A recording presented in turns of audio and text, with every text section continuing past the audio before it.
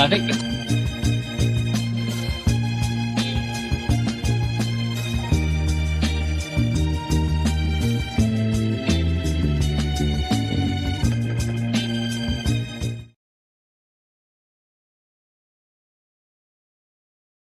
time has come for us as Arizona Republicans to admit the obvious and to start saying the quiet part out loud, which is that our party's nominee is not qualified for office, and that we need to vote for the adult in the room, and that is Kamala Harris.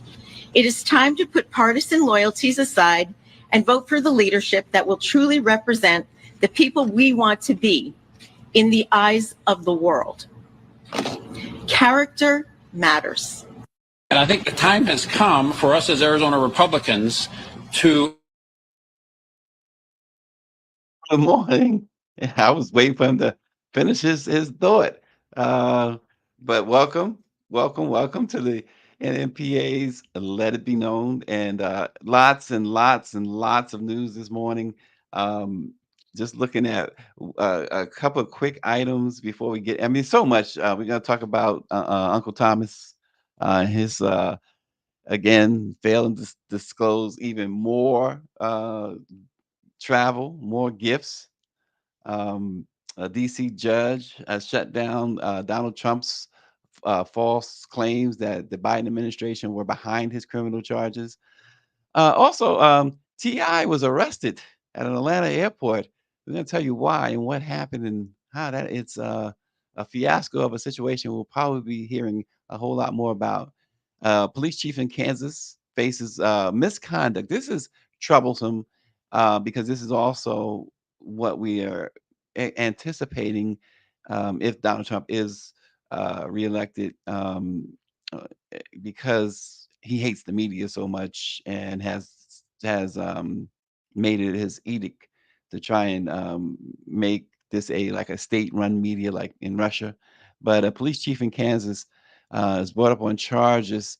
He led a false raid on a newspaper there, trumped up some charges against the paper, and apparently because he didn't like what they were reporting. We'll talk about that. And the sad, sad, and disgusting case of the youth lockups in Texas, which remains beset by sexual abuse, excessive use of pepper spray, and other mistreatment, including the prolonged isolation of children in their cells. The Justice Department has released a scathing report on that. Of course, today is the day the vice president chooses a vice president. How about that? Um, Lots of word coming in, unconfirmed, not confirmed, that it appears that Tim Walz, the uh, governor of Minnesota, is going to be the guy, even though the announcement is happening in Josh Shapiro's country, which is Pennsylvania. A lot of we do know it's come down to Shapiro and Walz, but there is rampant speculation, if not evidence, that Governor Walz of Minnesota is going to get the nod. So we'll have that at some point today, certainly before the 5:05 p.m. scheduled rally in Pennsylvania, where Kamala Harris kicks off her arduous tour for campaign with her number two uh, guy. So we will see. We'll talk about that this morning. And speaking of, I am on a group text. So Dr. Nicole put this bit of information in a group text this morning. This is apparently in Delaware. I'm not sure if it's Delaware. She can correct me. I know she's watching this morning. But she says to heads up when you go to vote and they give you a paper ballot, and on the outside, if your envelope has an R or a D, do not accept it as for another ballot. They will be thrown out if either letter is on it. Very important information because you know that there is so much fraud going on, or at least they're trying to create a situation where people are not trusting the ballots. It's all part of the grand plan. Some say it's Plan A, but really it's probably Plan B. Plan A is obviously Trump winning the election outright, but Plan B is to create a situation where this thing, um, and I saw Charlemagne talked about this at length the other day, where it ends up in the Supreme Court, and we know what will happen if this ends up in the hands of the Supreme Court. Um, there's no question. You can bet your bottom dollar that the guy who stood before had the audacity to go to the NABJ, a room full of a couple thousand black reporters, and disparage black folks and black women in particular. It will be his Supreme Court that would hand him the presidency without question. Make no mistake. Make no mistake. So that information Dr. Nicole provided is very valuable to those who care about these things. Because again, her message is that if you got a paper ballot and on the outside, if your envelope has an R or D, doesn't matter, R or D, do not accept it as for another ballot. It will be thrown out if either letter is on that. So these little things are popping up here and there. They are making sure that they weed out certain individuals. Obviously, you know who. So it's just be very, very. If this is what you do, you better be careful. You better be careful. No, Power 96, Uncle Tim Scott and Byron Butter Biscuits Donalds, as you say, will not be on another VP list. No, they didn't even make their masses VP list. Yeah, Mike V. That's that whole John Lewis Voting Rights Act. Yeah, that's what it's all about. Um, hmm. And speaking of Byron Donalds, and again, I that tip my cap to Power 96, he mentions the George Stephanopoulos. Don't worry, not many people can spell Stephanopoulos or Stephanopoulos. You can barely say it, right? He probably can't even spell his name. He called out Donalds in real time. He certainly did. If anybody missed that, um, it was the whole Kamala Harris black uh, situation that again that the former president really disparaged uh, folks and for folks who go along with that stuff. I mean, how many times have you heard, and you know you have, especially if you're black, especially if you are Latino, but especially if you're black. Oh, definitely got some black in them, or you black. So like, oh yeah, I'm part Indian. No, you black. You're black. It's as simple as no. So Biscuits Donalds, as he says, Byron Butter Biscuits, goes on to tell George when George asked him about that situation. He asked him, and he goes, "Well, when she ran for Senate, they were saying she was the first Indian American to make it, and the campaign did nothing about, it was, and Stephanopoulos pressed him on it because he's like, that's not the issue. That's not the issue at all. Um, but here's the bigger issue. You ever see a picture of Byron Donalds and his family? Hmm. Mixed race, mixed race. And guess what? They dark, all except the white wife. They are dark. The kids are black, like him. And guess what? They get pulled over. The first thing the officer's going to see is black. So that's the bottom line. Michelle Madison said George Stephanopoulos also put Trump in his place. And yes, Power 96 says we are fighting fake ballots, fake electors, election commissioners, and the U.S. Supreme Court. What a time to be alive. It's so that all the above is true. So you have the fake ballots, the fake electors, and these election commissioners, these secretaries of state, that handle the ballots. And then, of course, you have the wizard behind the curtain, which is the Supreme Court. So you have that.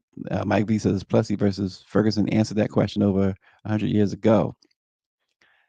Yeah. And Aunt Pam says good morning. And Aunt Pam was also a recipient of Dr. Nicole's um, text this morning. And I'll say it one more time because I think it's very important. Her text again reads, heads up, when you go to vote and they give you a paper ballot, and on the outside, if your envelope has an R or a D, do not accept it. They will be thrown out if either letter is on it. Very important information. That's why, it's a really you friends who that was Big Sis who wrote that note. It wasn't Dr. I'm giving the wrong person the credit. And but so it must have been somewhere in Jersey. Okay. Yeah, okay, I see. She gave a did an emoji. That Dr. Nicole had an emoji there, um, that made me think she wrote it. But nonetheless, it again tells you what they're doing, what they're attempting to do. So just some information, and again, credit to all you who watch. You always bring even more to the table than most. So thanks again. So the U.S. Supreme Court Justice Uncle Clarence is under fire again. This time it was because of the failure to disclose even more private jet travel funded by Harlan Crow. You know, that very, very rich conservative MAGA guy. Senator Ron Wyden, who's a top Democratic senator, wrote a letter about this, and it was revealed yesterday that Customs and Border Protection records show that Clarence Thomas and his wife, uh, Jeannie Thomas, who, of course, was a part of that whole quote unquote stop the steal that led to the insurrection at the U.S. Capitol on January 6th. They flew between Hawaii and New Zealand in November 2010 on Harlan Crow's private jet. In his letter to the donor's lawyer, Wyden demanded more information about the financial relationship between Uncle Thomas and Harlan Crow. The New York Times reported that the inquiry is part of a more extensive investigation by the senator who chairs the Senate Finance Committee, and he's investigating ties between Harlan Crow and Clarence Thomas. The scrutiny comes as calls continue to grow louder from top Democrats for significant Supreme Court reforms. Senator Wyden said, "I'm deeply concerned that Harlan Crow may have been showering a public official with extravagant gifts, then writing off those gifts to lower his tax bill." That's just one of the concerns there. And Mike V says Harlan Crow or Jim Crow.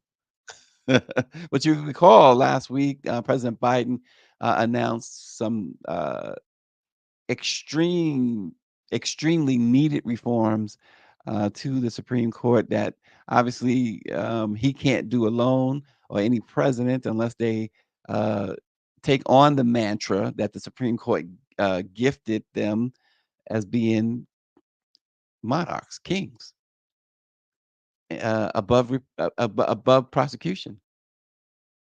And so somebody's gonna have to get gangster, and that's just the bottom line.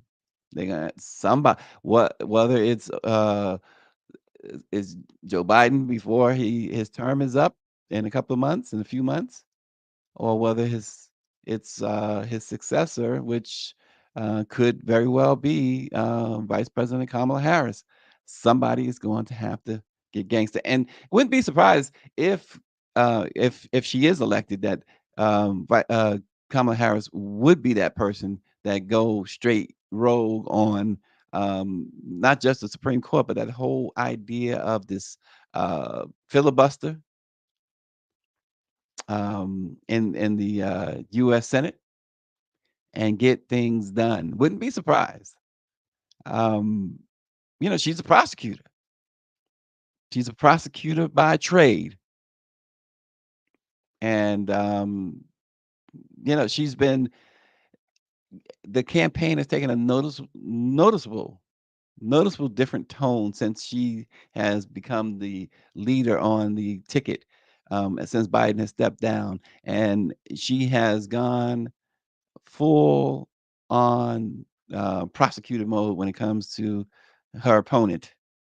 And why not? You're talking about somebody who's been convicted of 34 felonies, among other purported crimes. And speaking of which, um, the Supreme Court did throw out a lawsuit that the Missouri Attorney General, talk about being out of your jurisdiction, filed to try and have Trump's convictions in New York tossed out, and to have his sentencing, which is now scheduled for September 17th, to have those halted.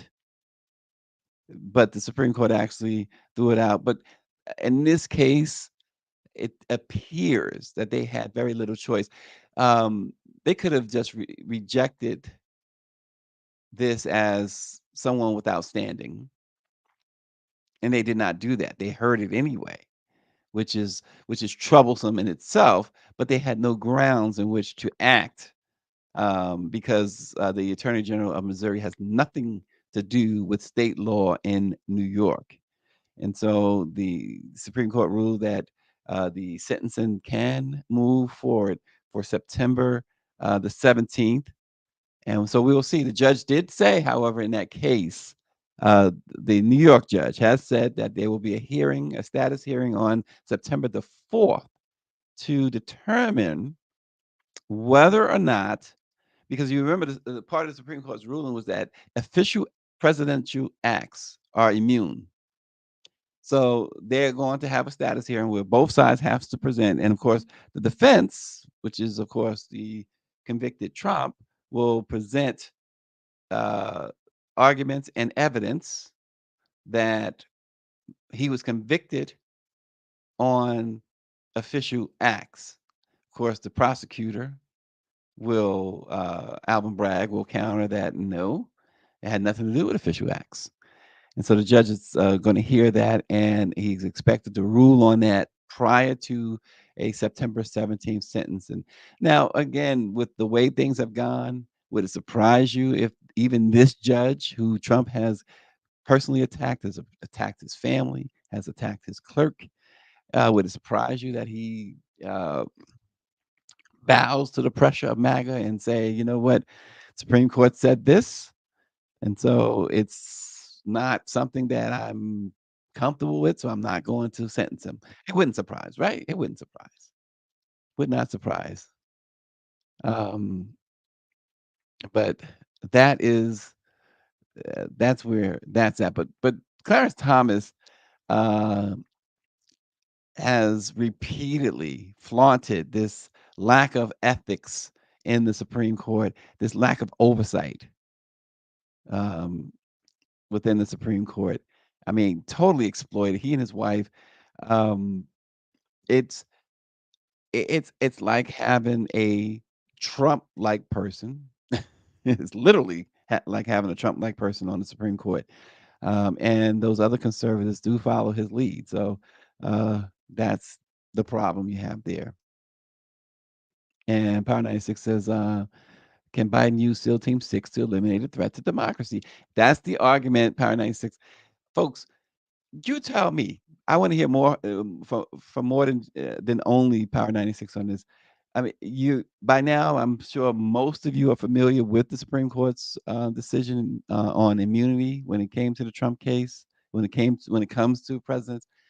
Um, I've been saying all along that they have greenlit the president. And most folks are somehow reading it as they've greenlit only Trump to do these things. No, it's the presidency.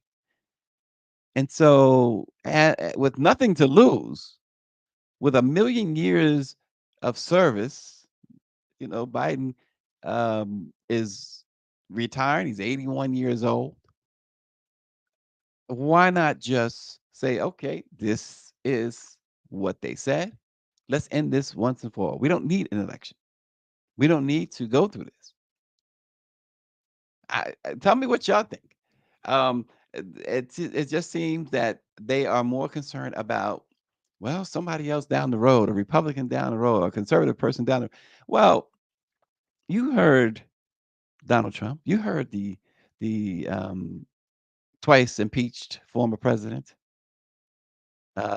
say himself that um, you will never have to vote again after November if he wins. And you've seen by now, Project 2025 has set it up where um, in the Supreme Court, it's not just Project 2025, but the Supreme Court is poised to carry out Project 2025. Already has, as we've told you many times, and you've seen it with Project 2025 was behind affirmative action being struck down, uh, is behind the DEI going to the wastebasket, is behind the Freedom Funds dismantling Black women, helping Black women. They've outlawed that. And folks continue to scoff at. That's why I've said before, how much I love AOC, but Jasmine Crockett is another one who um, continues to tell you this is what it's about. It's about putting folks back in chains, and the Supreme Court is going along with this. You've seen the education system, you've seen the banning of the books, and how about in Nassau County in New York? If you missed it, they have not only banned people from being able to wear masks, but they've made it a crime. If you are caught wearing a mask in Nassau County, New York, Long Island, arrested, $1,000 fine, and punishable by up to 1 year in prison, unless you can prove that you're wearing it for religious purposes or health purposes. Now, most of us will say we're wearing it for health purposes because most of us do. And but you're gonna have to prove that in court. So you're gonna have to go through the humiliation of being stopped by a police officer. And we know we don't want encounters between Black and brown people and police officers. We just don't want that. But if you wear a mask in Nassau County, you're going to be not only stopped, detained, probably arrested. The cop will hear you say, no, it's for religious purposes. No, it's for health purposes. And he will still bring the charges. And it's going to cost you because you're going to have to go to court, perhaps get a lawyer, miss all this time from work, or school, or whatever, to prove. And court cases is not like it's not like Law and Order on television where, okay, tomorrow is the case. You're talking months, maybe a year or so down the road before your case comes up. But you got all this preliminary stuff, and it's all going to cost you money, plus the $1,000, plus the time in jail. And believe me, folks, you know the deal. If they prosecute you, you you're gonna do a year for a mask. My old classmate, my man Mo Drink says monarchy, possibly. Despotism sounds more likely. Yes, exactly. Right. The say monarchy, you're 100% right. This is not about just being king. This is about dictator. Mike V mentions the attacks on the United Negro College Fund. And there's Austin all the way. Are you still in Madagascar, Austin? Austin's out. You know, he's always. I'm Pam. I know you watching. So you know Austin is always like in Africa or Dubai or something like that. He's in Madagascar. Last I checked, he's in Madagascar. He's out there doing some things. Who knows what? But he's out in Madagascar. And he says if Biden the shooting in Butler, and he wasn't. He's off the hook for any conviction, much less trial. Oh, you're back in the U.S. He's back. Wow, folks can't even get out of Atlanta and go to like Chicago, and this guy can get from Madagascar to Washington. See, uh, Austin got it going on, folks. They know. Don't mess with his flights. They can't be messing with Austin's flights. He's a dignitary in the highest of forms. But speaking of uh, trials and Trump, finally, and again, so this is what he's always been afraid of, and we saw it again at the NABJ last week. He is just disgust. He despises black women, particularly black women in power. Now he's got even more reason to add to his hatred of black women because Judge Tanya Chutkan has shut down his destructive rhetoric um, about Biden and his administration being behind his prosecutions. The judge ruled that Trump presented, quote, no meaningful evidence of political targeting by the Biden administration. She dismissed Trump's allegations that the White House or the Justice Department pursued him out of political animosity or his refusal to accept the 2020 election results as baseless. In her comprehensive 16-page opinion, Judge Chutkan dismantled Trump's attempt to dismiss his Washington, D.C. criminal case, which charges him with orchestrating conspiracies to subvert the 2020 election, which ultimately led to the riot at the Capitol, which, of course, you remember. And once again, at an ABJ, the latest, he called those rioters, those who assaulted those police officers, 140 police officers, he called them patriots. Judge Chutkan asserted that Trump's claims of political pressure from President Biden were unsubstantiated and they relied on flimsy, inaccurately described evidence, particularly flimsy reporting in the Washington Post and the New York Times. She highlighted that. Again, mainstream media for you folks. The charges describe a sweeping attempt to manipulate and deceive government authorities to undermine the lawful 2020 election results, Judge Chutkan said. She further determined that based on those anonymously sourced articles in the Washington Post and in the New York Times, and this is where sometimes, so anonymity is sometimes needed, yes. But this is why you can't always trust it when you continually see uh, sources said, anonymous, anonymous, anonymous. Give us real people. Give us real people. Put names to it. And in some cases you can't, but in most cases you can. But Judge Chutkan noted that these anonymously sourced articles, she says Trump's assertions fail to demonstrate any directive at all from Biden or the White House, fail to show in any way, shape, or form that it was the administration that influenced these prosecutions. She just laid it on the line. It was his criminal conduct that influenced the prosecution. And Trump's spokesperson, Stephen Chung, responded in a defiant way, using Trump's words, quote, the crazy Kamala Harris, crooked Joe Biden, witch hunts against President Trump have imploded just like their failed campaign. Now, he says they imploded, but the judge said, no, you guys are the ones who have imploded. Your falsehoods have imploded.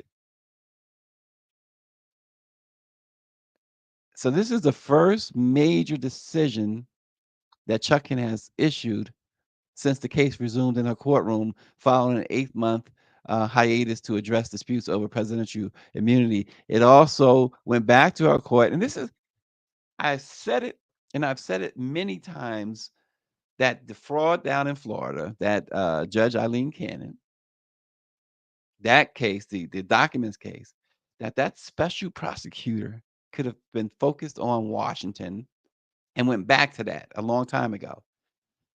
Now, Eileen Cannon, the MAGA judge down there that was overseeing that documents case, she finally went full on 1000% MAGA and ended that case, dismissed it, threw it out.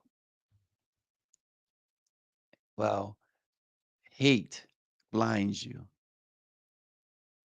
Uh, Racism blinds you. She couldn't even see that by her doing that, she kicked the ball over to Judge Tanya Chuckin to move on this pending case. And Judge Chuckin is not having it. Again, Trump's worst nightmare, facing another black woman in court where he's have lost continuously. Letitia James handed him his head in his in the business fraud case, a $500 million judgment against him in that case. Sexual assault, $90 million. And this is his grift. This is his grift. He needs to stay in the race to have his cult followers pay his legal bills. And also, it's he wins, everything goes away. He loses, he goes away. It's as simple as that. So everything's on the line for him for sure, but you know, for everyone else is on the line too, because Jim Crow returns with a Trump return. There's no ifs, ands, and buts about it. So that's what's all at stake. And so when they say it's the most consequential election ever, well, look at all that's at stake. And so Charlemagne says this. Charlemagne says that the problem in November is not whether or not Kamala Harris beats him. Charlemagne says, to be 100% clear, and I'm quoting Charlemagne now. He says, I absolutely believe that Donald Trump is going to challenge the results of the election, and I think the Supreme Court would overturn the results. He says, I don't know why we would expect them to do the right thing. So, and that's been, it's not lost on Vice President Harris, because with all the momentum she's gained, and now she's, again, if you believe polls, she's leading all the polls now. But even she's acknowledged, her campaign is acknowledged, it can't just be a razor thin victory. They need a landslide. So something interesting happened the other night at Atlanta's Hartsfield Jackson Airport that didn't involve Delta Airlines delaying more flights. It involved Ti. Ti was arrested, and here's why: a warrant had been issued for a man named Clifford Harris, which is Ti's real name. But this particular Clifford Harris was wanted in Baltimore. This particular Clifford Harris is wanted for alleged involvement, I should say, in violent behavior toward a woman, stalking, and possibly an incident that involved a gun. T.I. was taken from the airport to Clayton County Jail. Since the warrant was issued out of state, the arrest triggered an automatic extradition hearing. This guy was put through the mill. So T.I.'s lawyer, and so this is, how many can just call a lawyer like a Steve Sadal, who is T.I.'s lawyer. He got on the phone with the Clayton County Sheriff's Office, and he got T.I. released within 2 hours. Because he got the judge to review and dismiss the extradition order. And here's the other thing: the Clifford Harris, who is wanted by authorities, weighs about 205 pounds. Ti tips the scales at about 165 pounds, and understandably so. Ti is raging mad. And so you can expect to hear a whole lot more about this from the TI camp. Probably a massive lawsuit. Could you imagine? He is being cuffed and taken out of the airport in full view of everybody on something that had nothing to do with him. And so he got on the phone. He made that one phone call that they give you to the right person, his high-powered attorney. We all don't have high-powered attorneys, Ti. And fortunately for him, that is really, really something again. I mean, it happened, but you'll see so much more. Mike B says, coincidentally, Ti's top song is "You Don't Know Me." Yep. Monique says he fit the description. And Power 96, I would sue them so badly they would think General Sherman was burning Atlanta again. But this is the type of stuff that you will see more and more of if you give MAGA that power again. Because that power is not going to be relinquished this time. Not going to be relinquished. And here's another reason to feel, especially in our business, the journalism business. Two special prosecutors yesterday said that they plan to file a criminal obstruction of justice charge against a former Central Kansas police chief over his conduct following a raid last year on his town's newspaper. In a lengthy report summarizing the findings of their investigation, the special prosecutors, Sedgwick County District Attorney Mark Bennett and Riley County Attorney Barry Wilkinson, note that the staff of the newspaper that was raided, the Marion County Record, committed absolutely no crimes. It wasn't clear whether they planned to charge the former police chief, Gideon Cody, with a felony or a misdemeanor, but they said either is possible. The prosecutors also hadn't filed their criminal case as of yesterday, but they said it could be days before they filed it because they were working with the Colorado Bureau of Investigations, which stepped in at the request of its Kansas counterpart. There was no immediate response to a voicemail that was left for Cody. And right now, there's no record of who is representing the former chief. Now there's federal lawsuits that have already been filed, and those attorneys, they are civil attorneys, so they're not his criminal defense attorney. They also are not talking. But the prosecutors detailed events before, during, and after the August 11th, 2023 raid on the Marion Record at the home of his publisher, Eric Meyer.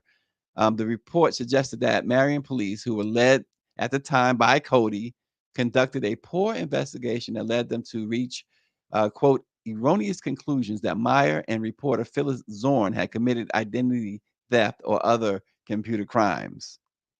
But the prosecutors concluded that they have probable cause to believe that Cody obstructed an official judicial process. They said 2 pages of a written statement made by a business owner following the raid were not submitted to investigators, with the rest of the statement in September 2023, about 6 weeks after the raid. Cody accused Meyer and Zorn of identity theft and other computer crimes related to the business owner's driving record to get warrants for the raid. And they make passing reference to text messages between Cody and the business owner after the raid. It was a form, some say, of just attacking free speech, attacking freedom of the press, more pointedly. And so now this officer, this former chief, is now facing serious charges.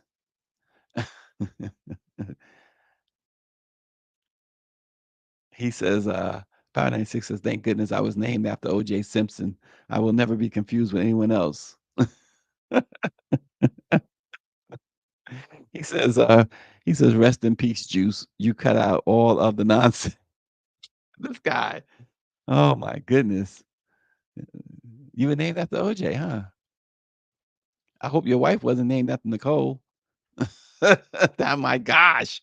Come on now. Um, Youth lockups in Texas remain beset by sexual abuse, excessive use of pepper spray, and other mistreatment, including the prolonged isolation of children in their cells, according to the Justice Department. They issued a scathing report that accused the state of violating the constitutional rights of hundreds in custody. The report arrives just 3 years after the department launched a federal investigation into alleged widespread abuse and harsh practices within the Texas Juvenile Justice Department, which takes in hundreds of young people every year. Staff in the detention centers have engaged in sexual acts with children, kept some for stretches of 17 to 22 hours of isolation in their cells, and pepper sprayed children in their faces.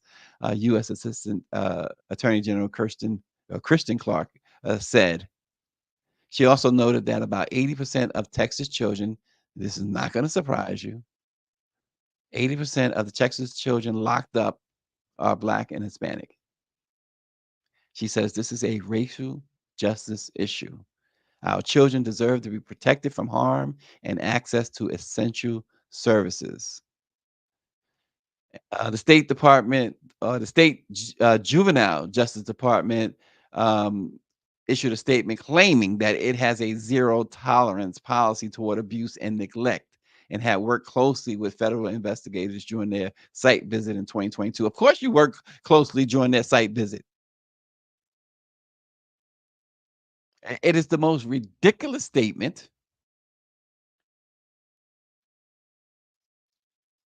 We work closely with investigators, federal investigators during their site visit. Come on, give it a rest.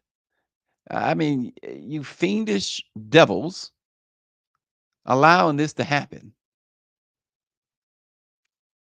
The governor's office, of course, said it would cooperate with the federal investigation when it launched. Why isn't the governor's office? Of course, we know why. This is more of a, you know, rhetorical than anything. But why isn't the governor's office? Why wasn't they doing something about it? Abbott.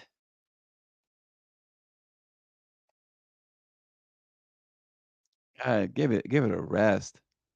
Mental health concerns such as suicidal ideation and self-harm were ignored repeatedly while children were routinely punished for their behavior, the federal government said. They also noted that the facility's inability to address or treat these issues were a violation of the Individuals with Disabilities Education Act.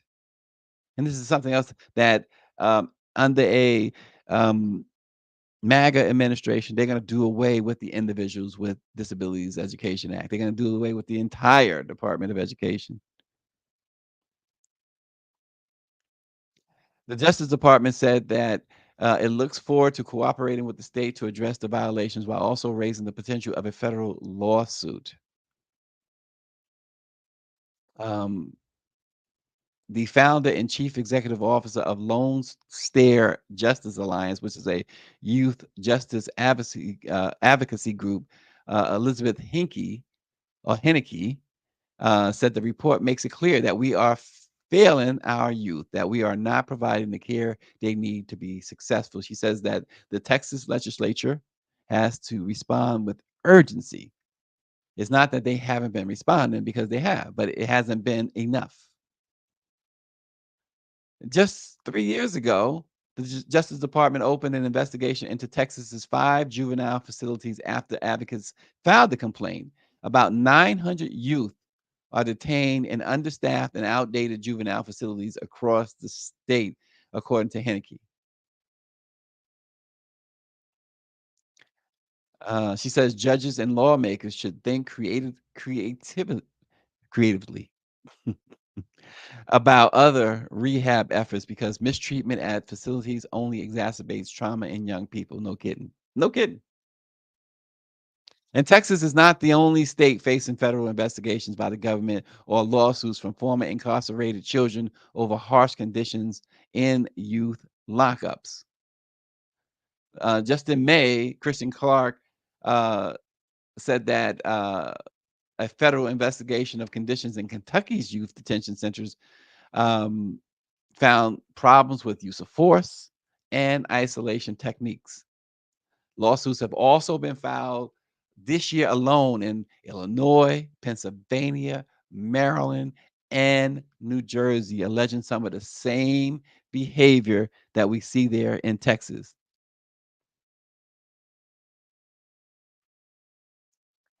Yeah, I saw that too. Mike V mentions that there's also a investigation on Governor Ron DeSantis spending millions on sending Florida state troopers and National Guard to Texas to help with immigration patrols at the border. There is not, I'm just going to say this, there is not a illegal immigrant problem in the United States. There's not. Uh, So many countries have folks coming looking, for the most part, looking for a better life, and in some cases, trying to escape a dictatorship, a cruel dictatorship, as if they're who, other than Native Americans, didn't come from somewhere looking for a better life in the United States. It is absolutely the most vile and racist who continue to claim that immigrants are taking black jobs, immigrants are doing this and doing that.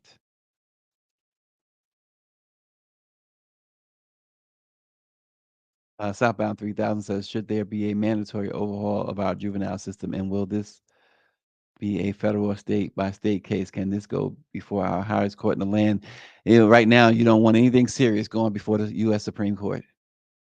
You don't want anything of consequence going before that panel right now.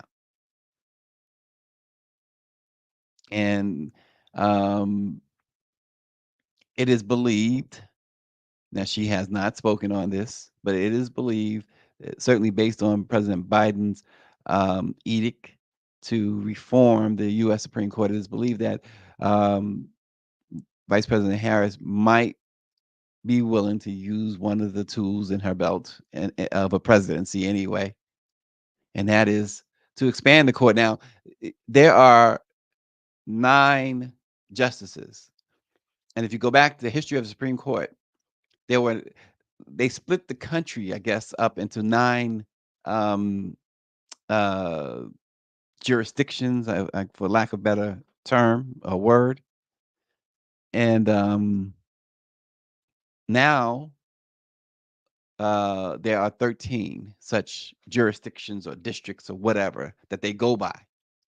So they have every reason to expand the court to at least 13 members instead of the 9.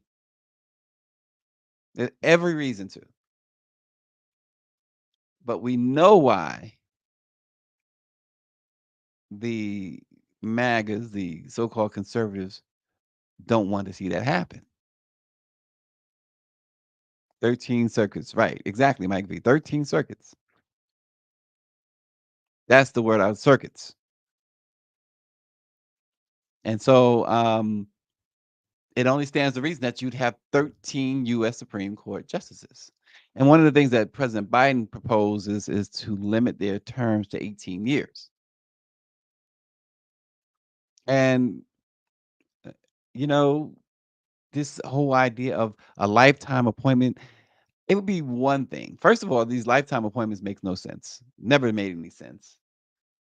But um but if they were, the only way that that makes sense if they were totally nonpartisan, which they supposed to be, but they're not. They're not. Southbound says, how can a term limit be a change for the Supreme Court when they're the highest of the high? You have to have some sort of oversight.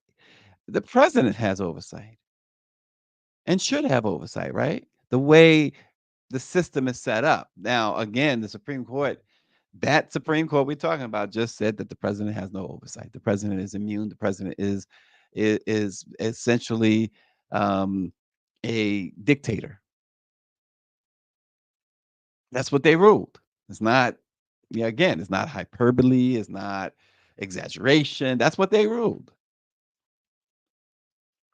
That's a 2024 ruling, a change to what everybody believed, a change from democracy. So that's the other thing too. And we talked about this. We used to talk about this a lot about this idea of saving democracy. The Supreme Court has already destroyed that. They've already wrecked it. They've torn it down in conjunction with Donald Trump. Kamala Harris, as she has done the campaign, bringing in her people, um, and replacing some of Joe Biden's campaign people. She's pivoting, and we're going to see a lot more of this, particularly starting today as she goes on this long state by state trip. She's pivoting from the message of saving democracy, while that still is part of her messaging. Her main message is going to be um, freedom. Freedom is at stake. And when I saw the campaign mention that, I thought, wow, that to me feels like more people are going to be able to relate to that than simply we need to save democracy, which has been the Biden message.